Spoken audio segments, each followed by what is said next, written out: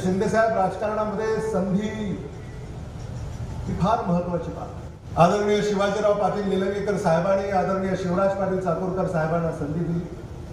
आदरणीय शिवराज पाटील चाकूरकर साहेबांनी आदरणीय विलासराव देशमुख साहेबांना संधी दिली। आदरणीय सुशील कुमार शिंदे साहेबांनी आदरणीय दिलीपराव देशमुख साहेबांना संधी दिली। आदरणीय अशोकराव चव्हाण साहेब मला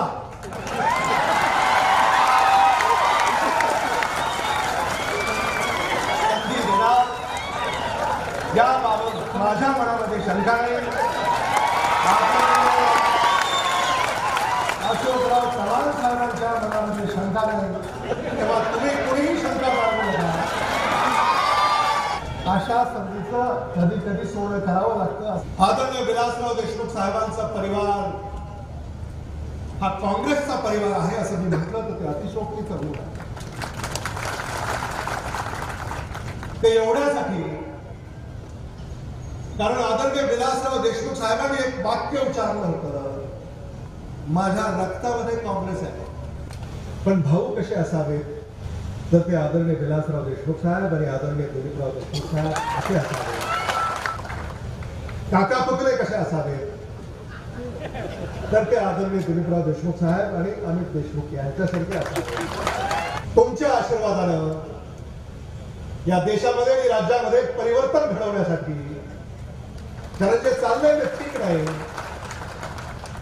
थोडक्यात सांगायचं म्हणजे आपला ऊस दुर्दैवानं विक्रमी उत्पादन झाला आणि आता तो थोडासा जळतोय वाढतोय। पण महाराष्ट्र सरकारनं त्यांचा तहसीलदार ऊसाच्या पिकाचे पंचनामे करण्यासाठी अजूनही पाठवलेला नाही। ऊस जळतोय वाढतोय त्याचं नुकसान सरकारनं भरून द्यायला पाहिजे। आम्ही आमचं कर्तव्य करतोय। सरकार मायबाप असतं, मायबाप सरकार काय करतंय हा प्रश्न पडलाय। आणि आज एवढी बिकट अवस्था या देशाच्या राज्यात झालेली आहे। मन की बात काय आणि मन की बात काय सगळ्या गोष्टी सगळ्या मतलब की बात आहे, काहीच नाही आहे। लोकांच्या हातात काहीच पडले नाही। 34,000 कोटीची कर्जमाफी 89 लाख लोकांना द्यायची बाबतीमध्ये भूमिका घेतली। कुठे पोहोचले पैसे? कोणला पैसे पोहोचले? पैसे मिळाले नाही, तिजोरी खाली झालेली आहे। आणि ज्यांनी त्या ठिकाणी आपण पाहतोय कुठे टँकर नाही, कुठे लोकांना काही चारा छावण्या नाही। लोकांनी मागितल्या चारा आणि छावण्या आणि यांनी दिलं काय डान्स बार लावण्या अशा प्रकारच्या। आरक्षण आम्ही दिलं अमुक केलं आणि आरक्षण तुम्ही द्यायचं क्रेडिट घेता काय? महाराष्ट्रामध्ये 58 मोर्चे निघाले, 100 पेक्षा जास्त लोक मृत्युमुखी पडले, त्यावेळेस कुठे आरक्षणाचा निर्णय झाला याचं तुम्हाला क्रेडिट नाही। हे सकल मराठा समाज घेतलेला आरक्षणाचा विषय आणि म्हणून प्रभावाखाली तुम्हाला निर्णय घ्यावा लागला। पण पाहतोय दुसरीकडे मुसलमानांचा तसाच शिल्लक प्रश्न पडला, धनगर समाज पण तसे शिल्लक पडलेले। आता म्हणतात की आम्ही या सगळ्या निर्णयाला तुम्ही आम्हाला मतदान द्या, पुढच्या वेळेस हा निर्णय विचार करू। हे सगळं बोलाचीच कडी आणि बोलाचा जबाब अशाच प्रकारचे प्रसंग आज आपल्या समोर आहे। सगळं थापा मारणारं सरकार आहे। या सरकारच्या माध्यमातून कुठल्याही गोष्टी अंमलबजावणी होणार नाही। आता मात्र या 15 दिवसामध्ये एवढा प्रचंड भडीमार होणार, आश्वासनाचा पाऊस पडणार आहे।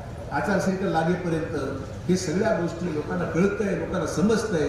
आपण दुर्दैवाने या सगळ्या गोष्टींना अडकून गेलो तर मग पुढची 5 वर्ष लोकशाही जिवंत राहील की नाही मित्रभाऊ, हा खराच प्रश्न आज आपण विचार केला पाहिजे। राज्यामध्ये उत्तम भाव देणारे कारखाने कुठले असतील तर मांजरा परिषद हा देत आहे, याबद्दल कोणाच्या मनामध्ये प्रेमाची शंका नाही। FRP देण्यामध्ये पहिला भाव आम्ही तुम्हाला 1750 रुपये दिला।